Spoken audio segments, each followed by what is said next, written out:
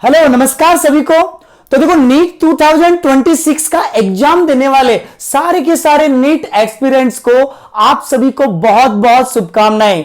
3 मई को आपके लिए सबसे बड़ा दिन है। आपने पूरी साल भर बहुत अच्छे से मेहनत की है और ये वो दिन है जो आपकी मेहनत को रिजल्ट में कन्वर्ट करेगा और आपको आपके सपनों को पूरा करने में मदद करेगा, आपके जीवन को आगे बढ़ाएगा।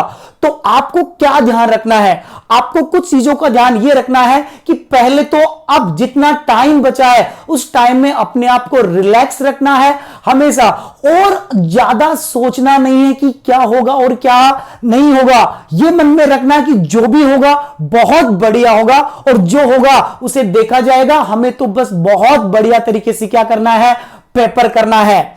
अब पेपर की अगर हम बात करते हैं तो देखो पेपर आसान आएगा या टफ आएगा ये किसी को नहीं पता है।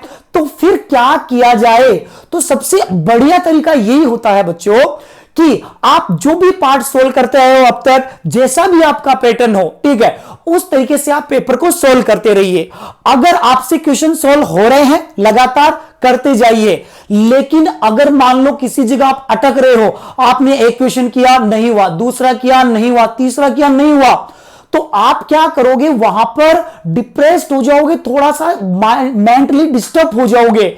तो कोशिश ये करनी है कि अगर आपसे जो क्वेश्चन नहीं हो रहे हैं, पहले बात तो कोशिश ये करो कि जो नहीं हो रहे हैं उनको स्किप कर दो, क्योंकि पढ़ते ही आपको ये पता लग जाएगा कि कौन सा क्वेश्चन होना है और कौन सा क्वेश्चन है नहीं होना है। और अगर किसी पर्टिकुलर सब्जेक्ट में 3-4 लगातार ना हो तो उस सब्जेक्ट से स्विच मार के क्या करो, दूसरे सब्जेक्ट में शिफ्ट हो जाओ। क्योंकि देखो मेन खेल आपका क्या है?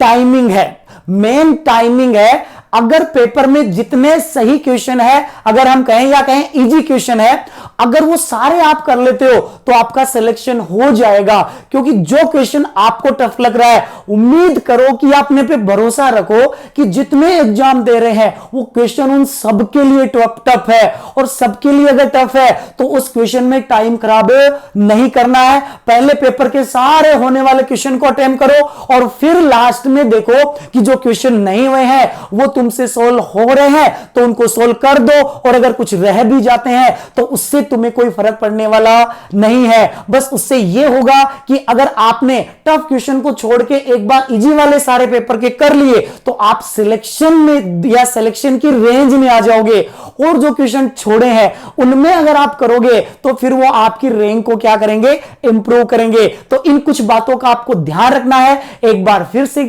आप सभी को नीट 2026 के लिए बेस्ट ऑफ लक।